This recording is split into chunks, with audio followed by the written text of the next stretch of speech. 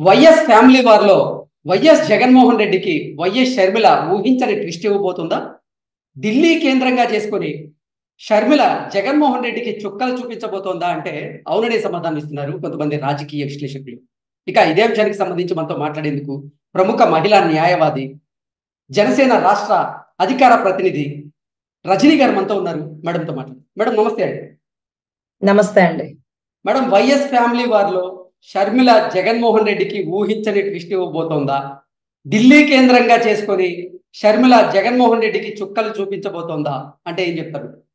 Sir ముఖ్యంగా షర్మిలమ్మకి చుక్కలు చూపించేంత స్థాయి అప్పుడే ఇంకా రాకపోవచ్చు. అందులోనూ మీరింకా వైఎస్ షర్మిల అంటున్నారు. జగన్మోహన్ రెడ్డి గారేమో వాళ్ళ ఇంటి పేరేదో ఉంది. ఆవిడ చివర శాస్త్రి మొర్సుపల్లి, ఉండాలి. మొర్సుపల్లి అదే. షర్మిల శాస్త్రి అని చెప్తున్నారు. అవునవునండి. వాళ్ళ భర్తే శాస్త్రి అని పెట్టుకోలేదు. భార్యకి మాత్రం శాస్త్రి తగిలిస్తున్నారు. అప్పట్లో రాజకీయాలకు అవసరమైనప్పుడు జగనన్న వదిలిన బాణం వైఎస్ షర్మిలారెడ్డి అన్నారు. సో, రానున్న కాలంలో రాష్ట్ర రాజకీయాల్లో ఆ గట్టునుంటారా? ఈ గట్టునుంటారా? అంటే, ఒకవేళ షర్మిలమ్మ కాంగ్రెస్ గట్టునుంది కాబట్టి, జగన్మోహన్ రెడ్డి గారు బీజేపీ గట్టున ఉంటే ఏమన్నా సెక్యూర్ అవ్వచ్చు. హ్మ్. కానీ ఈరోజు బీజేపీ స్టాండ్ ఏం చెప్తున్నారు? అసలు జగన్‌కి మాకు ఎటువంటి సంబంధం లేదు. అసలు జగన్ చేస్తున్నటువంటి అక్రమ కల్తీ సారా మందు గురించి మా పురంధేశ్వరి ప్రశ్నించింది. ఏటు హ్మ్. విజయసాయిరెడ్డి గారు ఎవరైతే ఉన్నారో మా పురంధేశ్వరి గారి గురించి మీడియా ముఖంగా అసభ్యంగా మాట్లాడారు. మాకైతే మందులో కల్తీ ఉంది తెలియట్లేదు. ఎందుకంటే మేము తాగం కాబట్టి. మీకేమన్నా అలవాటు ఉందేమో. నేను మాంసం కూడా తినను అన్నాడు. ఎరువుల మందులో కల్తీ ఉందని ఎరువుల మందు తిని ఎవడన్నా టేస్ట్ చేసి చెప్తాడా అండి? సో, ఆ మాదిరిగా మాట్లాడుతున్నటువంటి ఏటు ఎంపీ అందులోనూ ఢిల్లీ స్థాయిలో. హ్మ్. వీళ్ళు ఈరోజు ఒక బీజేపీ గొడుగు నీడలో ఉన్నారు అంటూ షర్మిలమ్మ ఎద్దేవా చేస్తుంటే, బీజేపీ వాళ్ళకి నాకు సంబంధం లేదని డిక్లేర్ చేస్తుంటే, రాష్ట్ర ప్రజలకి అసలు ఏంటో అర్థం కావట్లేదు. బీజేపీ ఏమో మాకు తెలీదంటది. షర్మిలమ్మేమో "అన్నా నువ్వు బీజేపీతో ఉండినావు. బీజేపీని ప్రశ్నించు. బీజేపీ నిలదీసి అడుగు. బీజేపీ కాలు కింద చెప్పులాగుండి బాంచత్ అని అనాల్సిన అవసరం ఏంటి నీకు" అంటది. హ్మ్. ఇవన్నీ ఒక ఎత్తయితే నిన్న ఈ మధ్య అడుగుతుందండి. సాక్షి పేపర్‌లో నాకు వాటా ఉందని. హ్మ్.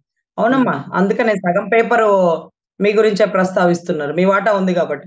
ఒకటేమో ఆయన్ని పొగుడుకోవడం కోసం, ఇంకోటేమో ఈమెని అసభ్య పదజాలంతో ఎద్దేవా చేయడం కోసం హాఫ్ పేపర్ అన్నమాట. సో, హ్మ్. అన్న చెల్లెళ్ళు వాటాని షేర్ చేసుకున్నారో లేదో గానీ పేపర్‌ని మాత్రం షేర్ చేసుకున్నారండి. సో, హ్మ్. ఎనీవే రాష్ట్ర రాజకీయాల్లో కాంగ్రెస్ పార్టీకి ఇంకా అప్పటికే అంత స్థాయి ఇంకా రాలేదేమోనండి. ఒకవేళ వస్తే ఖచ్చితంగా జగన్‌ని మరోసారి మళ్ళీ జైల్‌లో వేయించడానికి షర్మిలమ్మ ఏమాత్రం ఆలోచించదు. ఎందుకంటే తండ్రి చావెలా చనిపోయినాడు, చిన్నాయన చావెలా చనిపోయినాడు. వీటన్నిటికంటే మించి 43,000,00,00,000 స్కామ్‌లో ఒక సెంట్రల్ అనేది 2 చేతులెత్తేస్తే అప్పుడు సార్ సింగిల్‌గా వెళ్ళాల్సొచ్చిద్ది. షర్మిలమ్మ గట్టిగా బుద్ధి చెప్పాల్సినటువంటి ఆవశ్యకత, అవసరం ఇప్పుడు ముఖ్యమైందండి. ఓకే. రాష్ట్ర ప్రయోజనాల కోసం జగన్మోహన్ రెడ్డి ఢిల్లీ పర్యటనకి వెళ్ళబోతున్నారు. ఢిల్లీలో బీజేపీ పెద్దలను కలవబోతున్నారు అంటూ కూడా ఒక వార్తొచ్చింది. ఈ నేపథ్యంలోనే జగన్మోహన్ రెడ్డి వెనకే షర్మిల గారు ఢిల్లీ పర్యటించబోతున్నారు. ఢిల్లీలో ఒక ఆహ్, అంటే ఢిల్లీలో ఆవిడ దీక్ష చేయబోతున్నారు అంటూ కూడా ఒక వార్త ఇప్పుడు సోషల్ మీడియాలో షేక్ చేస్తూ ఉంది. ఏంటి మేడం? నిజంగా ఢిల్లీలో ఆవిడ దీక్ష చేసే అవకాశం ఉందంటారా? సార్ ఆవిడ ఆంధ్రాలో పులివెందుల్లో పుట్టి, తెలంగాణలో పార్టీ పెట్టి, ఢిల్లీకెళ్ళి రోజు దీక్ష చేస్తారంటే, అక్కడొక అడుగు, ఇక్కడొక అడుగు, ఇక్కడొక అడుగు వేస్తున్నట్టే ఉందండి మాకైతే. అయితే కర్ణాటక ఎఫెక్టు తెలంగాణ మీద, తెలంగాణ ఎఫెక్టు ఆంధ్ర మీద కొద్దో గొప్పో పడే అవకాశం ఉంది గానీ, ఈరోజు జగన్మోహన్ రెడ్డి గారు ఢిల్లీ ఎందుకు వెళ్తున్నారంటే, అపాయింట్‌మెంట్ ఆల్రెడీ ఫిక్స్ అయిపోయిందండి పవన్ కళ్యాణ్ గారిది, మోడీ గారితో చర్చలకి.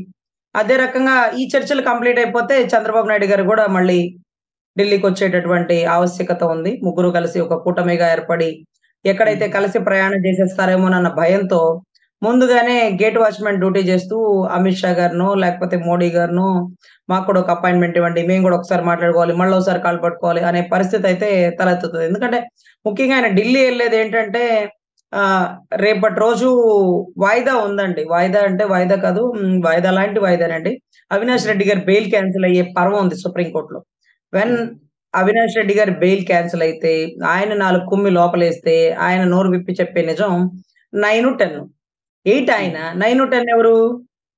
అంటే లక్ష్మణుడు ఒక్కడే ఎలా వెళ్ళిపోతాడు? రాముడు, సీత కూడా రావాలి కదా!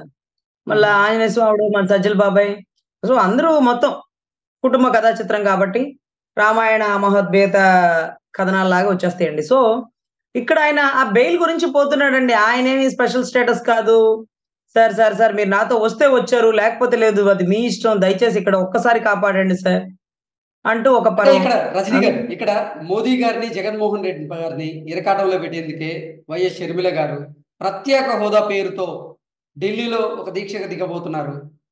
అసలు దీన్ని ఎలా చూడొచ్చు? సార్, సార్ ప్రత్యేక హోదా కాదు సార్. ప్రత్యేక ప్యాకేజ్ అనే పర్వం విన్నామండి. ప్యాకేజ్ ఏంటి? దాని షెడ్యూల్ ఏంటని కూడా దానికి సంబంధించిన బీజేపీ వాళ్ళు క్లియర్ కట్‌గా ఎక్స్‌ప్లెయిన్ చేస్తున్నారు. ఎనీవే ఈమె ఏదో ఒకటి చేయాలన్న తపనతో ఏం చేస్తుందో ఆవిడకి కూడా క్లారిటీ లేదు. ముందు రాష్ట్రానికి రాజధాని లేదంటే స్పెషల్ స్టేటస్ అంటది. సరే స్పెషల్ స్టేటస్ మాకు చాలా ఇంపార్టెంటు. ఇప్పటి వరకున్న 25 ఎంపీలు కూడా ఒక్కళ్ళు కూడా ఏమాత్రం స్పందించలేదు. మొన్నటిదాకా స్పందించినటువంటి గల్లా జయదేవ్ గారు అసలు ఆయన మీద చేసినటువంటి ఏదైతే ఆర్థిక మూలాల దాడులు ఏదైతే ఉన్నాయో, ఆయన పక్కకు తొలగాల్సినటువంటి పరిస్థితి నెలకొంది. అదే రకంగా ఎంపీల్లో ఉన్న వాళ్ళెవ్వరూ కూడా ఎవరైతే గోరంట్ల మాధవ్ ఒకటి చేయరా అంటే ఇంకోటి చేసొచ్చాడు. ఇంకొకడు మాట్లాడరా అంటే అసలు మాట్లాడడానికి భాష నాకు రాదంటాడు. ఇలా చాలా మంది చాలా రకాలైన ప్రావీణ్యులను తీసుకొచ్చి 25 మంది ఎంపీలుగా కూర్చోబెట్టినందుకు మా చెప్పుతో మేమే కొట్టుకోవాల్సిన పరిస్థితొచ్చింది. ఇన్ని రోజుల నుంచి వాళ్ళు స్పెషల్ స్టేటస్ అడగలేదు. ఈవిడ పోయి అడుగుతానంటుంది. సరే ఎవరి ప్రయత్నం వాళ్ళు చేయని. ఉట్టి కొట్టేటప్పుడు ప్రతి ఒక్కడు కర్ర తీసుకొని ఎగురుతాడండి. ఆ ఉట్టెవడు కొడతాడో తెలీదు గానీ, కర్ర తీసుకొని ప్రతి ఒక్కడు ప్రయత్నం చేస్తాడు. కింద నీళ్లు జల్లే వాళ్ళు నీళ్లు జల్లుతూనే ఉంటారు. అంతమంది నీళ్లు జల్లినా సరే ఉట్టి కొట్టగల నాయకుడు ఎవరు? అనేది రానున్న ఎలక్షన్స్‌లో మాకు కూడా ఆన్సర్ తెలుస్తుందండి. ఎనీవే. ఢిల్లీలో లోక్సభ సంబంధించినటువంటి సమావేశాలు జరుగుతున్నాయి. లోక్సభ సమావేశాల నేపథ్యంలోనే షర్మిల గారు ప్రత్యేక హోదా గురించి అక్కడ దీక్ష చేయబోతున్నారు. ఎందుకు అటెన్షన్ డ్రాప్ చేయడానికే ఇటువంటి ప్రయత్నం చేస్తున్నారు అనుకోవచ్చా? లేదంటే నిజంగా మోదీ గారిని, జగన్మోహన్ రెడ్డి గారిని ఇరకాటంలో పెట్టేందుకే ఇటువంటి దీక్షకు పాల్పడుతున్నారా? లేదా నిజంగా ప్రత్యేక హోదా కోసమే ఆవిడ పావులు కదుపుతున్నారా అంటే ఏం చెప్తారు? సార్ పాపం ఆమె ఎవరు సార్ కదపడానికి? ఎవరో ఇచ్చిన స్క్రిప్ట్ ఆవిడ చదవడమే గాని, ఆంధ్రాలోకెళ్ళు అనంగానే వచ్చేసింది. ఇప్పుడు హ్మ్. పార్టీ అక్కడ పెట్టింది. ఈడబిడ్డని గాదు, ఆడబిడ్డనే అనింది. హ్మ్. నా మెట్టినిల్లు అనింది. నా భర్త ఉండే ప్లేస్ అనింది. అక్కడ కనీసం ఒక ఎమ్మెల్యే టికెట్ ఇవ్వలేదు, ఒక ఎంపీ టికెట్ ఇవ్వలేదు, ఒక ఎమ్మెల్సీ టికెట్ ఇవ్వలేదు. నువ్విక్కడ గాదు అక్కడికి పో అని ఇసిరేయంగానే అటొచ్చింది. అక్కడ కాదు చేసాల్సింది. ఇప్పుడు మోడీ కాన్సంట్రేషన్‌ని నువ్వు దెబ్బతీయాలా ముందు ఢిల్లీకెళ్ళంటే ఢిల్లీకెళ్తుంది. ఉన్న టైం తక్కువ ఇడుపులపై నుంచి ఇచ్చాపురం అనింది పాపం. ఏదైతే వాళ్ళేదో రూట్ మ్యాప్ ఇచ్చిన ప్రకారం ఇడుపులపై నుంచి ఇచ్చాపురంకొచ్చింది. అక్కడి నుంచి అటు ఇటు తిరుగుదామని కొద్దో లెక్కో కొంత లెక్క దాటి మళ్ళా కొంతమంది పెద్ద పెద్ద పైల్వాన్‌లని మళ్ళీ కాంగ్రెస్‌లోకి తీసుకొచ్చే నేపథ్యంలో ఉంది. వీటన్నిటికంటే మించి ఇప్పుడు మళ్ళీ స్క్రిప్ట్ మారిపోయినట్టుంది. బహుశా ఢిల్లీకెళ్ళాల్సొచ్చింది. హ్మ్. ఏంటిది అసలు మాకర్థం కాని పరిస్థితి. ఈ అన్నాచెల్లెళ్ళ ఈ హైపర్ డ్రామాని చూడలేక చచ్చిపోతున్నామండి. అది కూడా ఎలక్షన్‌కి 100 రోజులు ముందు రాకపోతే, ఆ మేలుకొని నిద్రేదో ఒక 2 సంవత్సరాల ముందు నుంచి మేలుకుంటే రాజధాని ఉద్యమంలోనో, వైజాగ్ స్టీల్ ప్లాంట్‌లోనో ఆవిడ పార్టిసిపేట్ చేసేదిగా. రాష్ట్రం ఇన్ని సంవత్సరాల నుంచి రావణ కష్టం అయిపోయి చస్తుంటే మేము మింగలేక, కక్కలేక, కోర్టుల చుట్టూ తిరగలేక, ధర్నాలు పెట్టి, పాకిస్తాన్ బోర్డర్ లెక్కలో అమరావతి కొట్టించుకొని చస్తుంటే, తొంగి గూడా చూడలేదండి. ప్రొక్లైనర్ హ్మ్. పెట్టి ఆవిడ వెహికల్ కూడా ఎత్తేసారు కేసీఆర్ గవర్నమెంట్. అప్పుడు కూడా వాళ్ళ అన్నయ్య రాలేదండి. సో, తెలంగాణకి, ఆంధ్రాకి ఇక్కడ టచ్ లేదేమోలే అనుకున్నామండి. కానీ సడెన్‌గా హ్మ్. మరి ఏంటో ఆ పర్వం మాకైతే తెలియట్లేదు గానీ, ఒకటి తర్వాత ఒకటి, ఒకటి తర్వాత ఒకటి అంటూ ఈరోజు రాష్ట్ర ఎలక్షన్స్‌లోకి మాకు అర్థం కాని పర్వం ఏంటంటే, వీళ్ళిద్దరు నిజంగానే వేరేనా? లేకపోతే విమలారెడ్డి కలిపేసిద్దా? లేకపోతే హ్మ్. విజయమ్మ కన్నీటితో కలిసిపోతారా? వీళ్ళిద్దరు కలిసిపోతే మా పరిస్థితేంటి? అంటే బ్లడ్ రిలేషన్ కదండీ! ఇప్పుడు విజయమ్మ ఒకవేళ అదేంటి నువ్వు అన్నయ్య మీద పోరాడడం, అన్నయ్య జైలుకెళ్తే మనకేమొస్తది చెప్పు? అన్న కదమ్మా! అంటూ కన్నీటి పర్యంతం అయిందనుకోండి. ఒకవేళ విజయమ్మ స్టాండ్ ఇటు నుంచి అటు పెట్టేసిందనుకోండి. హ్మ్. అసలు మాకర్థం కావట్లా. ఈ హైపర్ డ్రామాలోంచి పక్కకు పోయి రాష్ట్రంలో ప్రజాస్వామ్యం, రాష్ట్ర అభివృద్ధి మాకు లేదురా మగడా అంటే, నా వాటా సాక్షి పేపర్‌లో ఉందంటదేంటో. హ్మ్. రాష్ట్ర అభివృద్ధి ఏదే అంటది. ఇప్పటి వరకు అడిగిన ప్రతిపక్ష నాయకులందరూ పోయారు. ఈవిడొచ్చి కొత్తగా అడుగుతుంది. సరే ఎనీవే ఒక ఆడబిడ్డ వస్తుంది. రాజకీయ పార్టీ నెత్తినేసుకొనొస్తుంది. గతంలో నెత్తినేసుకొనొచ్చిన వివేకానంద రెడ్డి గారి పరిస్థితి గొడ్డలి హ్మ్. నరకుడు. ఇంతవరకు ఆ గొడ్డలు దొరకలేదు. మళ్ళీ వాడకం బిగించేస్తాడు ఎలక్షన్‌కి ముందని నాకు చాలా డౌట్‌గా ఉందండి. So, please be alert. షర్మిలమ్మ గారి ప్రాణానికి కూడా రక్షణ లేదు. బతుకుంటే బస్ స్టాండ్‌లో బఠానీలైనా అమ్ముకోవచ్చు. అంతేగాని ఆంధ్రాలోకొచ్చి ప్రాణాలు రిస్క్ చేసుకొని గొడ్డలి పోట్లు గాయమయ్యి, గొడ్డలు కూడా దొరకని పరిస్థితి. సీబీఐకే దొరకలేదంటే చూడండి గొడ్డలి. వాళ్ళ అన్న ఎంత ఎక్స్‌పర్టో ఆవిడకే తెలియాలా. సో, ఇంకా అందుకే కూడా నిన్న ధైర్యం అయ్యన్న చేసి పాత్రుడు గూడా టీడీపీ నేత అయ్యన్న పాత్రుడు గూడా నిన్న షర్మిల ప్రాణాలకు ముప్పు ఉంది అంటూ కూడా ఒక స్టేట్మెంట్ ఇచ్చారు జగన్ వల్ల. సార్ షర్మిల ప్రాణానికి ముప్పు ఉందా?